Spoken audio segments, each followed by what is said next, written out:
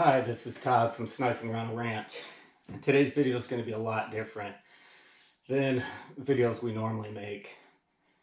We're not going to have, all the shout outs or call to actions or all the YouTube isms or whatever. Because this week we're watching the fall of Afghanistan go on the news. And I just really want to make a video to specifically address the veterans of the global war on terrorism or Operation Enduring Freedom, whatever you want to call it. But all those veterans who are struggling watching all this happen and questioning whether their sacrifice, their service, the friends they lost was worth it, whether it was all a big waste of time over the last 20 years. Just all these questions that are going on in veterans' minds right now. So I woke up this morning and I woke up in pain because I've woken up with pain every single day for the last 11 years and 2 weeks, because that's when I was wounded in Afghanistan.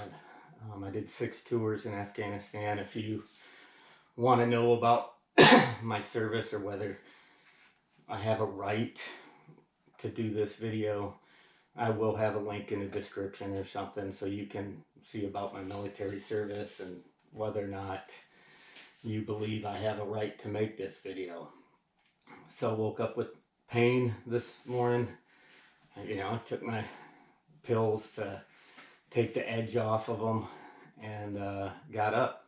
One of the first things I normally do is get on the internet and start checking the news from around the world, and local and nationwide. It's just something I got in a habit with years ago. And the first thing I see is people climbing on planes and falling off of planes in the evacuation of Kabul, Afghanistan. And that just brings an entire range of emotion. And I'm sure by the time this video comes out a few days from now, there'll be even more stuff, more things going on. And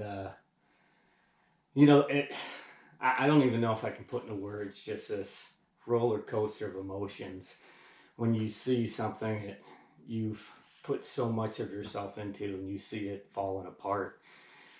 And I get on social media. I have lots of veterans friends, and I see all these people with all these different posts, and I can see the pain that they're going through, the anger that they're going through, the questioning of whose fault it is, and trying to figure out who to blame or who not to blame.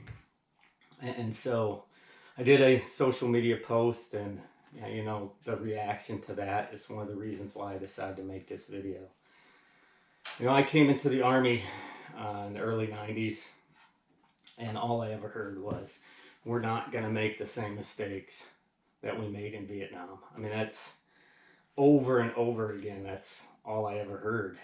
And so when the war started, and all those junior leaders in Vietnam who had gone through what we're going through now, as you watch this video, they're now in charge. And I trusted that, hey, we weren't going to make the same mistakes that were made in Vietnam.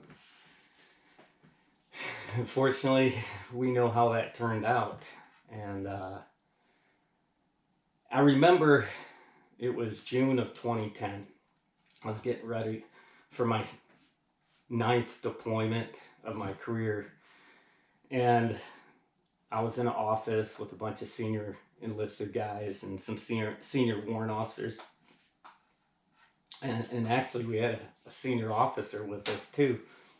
And we were talking about what was going on in the news at the time. President Obama was recalling General McChrystal, and it was believed he was going to relieve him of command of forces in Afghanistan, which he ended up doing. And I made the statement of, if he relieves General McChrystal, we're going to lose the war. And I'd been served with General McChrystal before. I knew all about how little sleep he could go on, all the times that he would just show up on a helicopter to, you know, go infill with the customers and, you know, go do a patrol, go do a combat action, just like a regular person. That was the type of leader he was. And so I really believed that when I said it.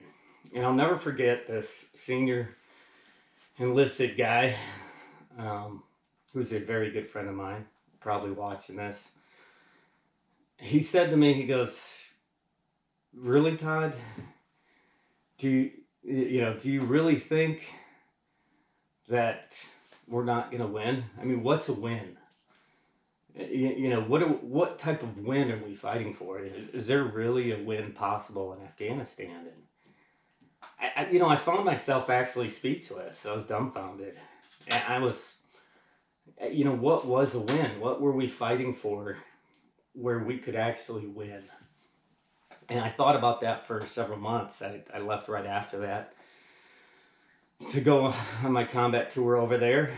And, a few months after that, I found myself on a helicopter that was on fire, had lost an engine, and, holding my hand. I couldn't feel it because I'd been shot in the hand. And bullets were, blowing through the aircraft all around us. And I was pretty sure none of us were going to make it. And I remember thinking, like, man, this cause that we're fighting for isn't worth my kids growing up without a father. I grew up, I lost my father at a young age, and I grew up without a father in some really critical years, and I know what that does to a young man. And I didn't want my children to go through that. A few minutes later, our helicopter crashed. We all survived. I ended up breaking my back and crushing 5 vertebrae. I had to go through all the stuff to get that repaired, which ended my career. But that day, I knew it beforehand, but that day I truly knew what it was I was fighting for. I'd go back in a second. I was still willing to go over to Afghanistan or anywhere and risk my life for my brothers and sisters in uniform. Because that was the cause that I was fighting for. It was something honorable. I mean, we can talk about all the politicians and how they screwed everything up, and everybody has, from start to finish, has done that.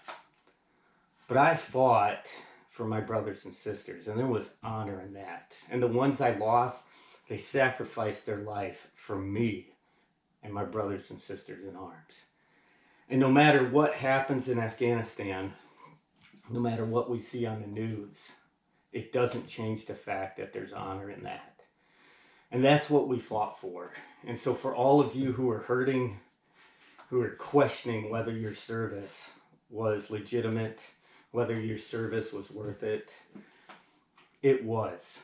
What you did was honorable, and it's worthy of holding your head up high for. It's nothing to be ashamed of, because we didn't lose, we didn't fail. Other people did that. We did what we were there to do, and that was fight for the person on our left and for our right. And everybody who didn't come home, you know what? Their sacrifice was worth it. There was a lot of people who sacrificed their lives, who risked their lives so that I could go home and be with my children, so my children could grow up with a father. And you know what? It was worth it to them. So don't get wrapped up in all this blame game stuff or anything. I'm proud of my service, and I'm proud of you. And for those of you who I served with, for the rest of my life, I will remember each and every one of you. And for the families of those I served with who didn't come home, thank you for your sacrifice for me and for my brothers and sisters. We came home because of their sacrifice. They sacrificed for us, not for some abstract cause. And so, please just keep your head up high. We all know the struggles that veterans have. We know, the 22. We don't need any more of that. We don't need any more of that because of this. We have nothing to be ashamed of. Please, if you know a veteran, reach out to them. Let them know that you're proud of the service that they did, because they need to hear that right now. And, you know, if there's anything else you think we should do to help one another out, let me know. Anyway, thank you for watching all the way through. This is Todd from Sniping, Rhino, saying, man, I love you guys. I really do.